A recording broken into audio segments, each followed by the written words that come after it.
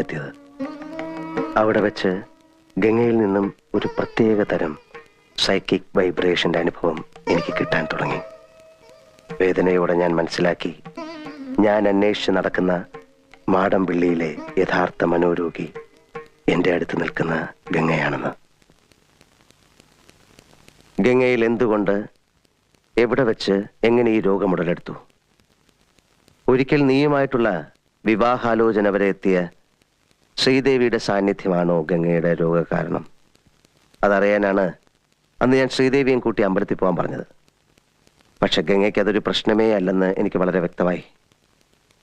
പഴങ്കഥയിലെ നാഗവല്ലിയുടെ ഒരു കാര്യം പറഞ്ഞ് ഗംഗയെ പ്രകോപിപ്പിക്കാൻ ഞാൻ ശ്രമിച്ചു.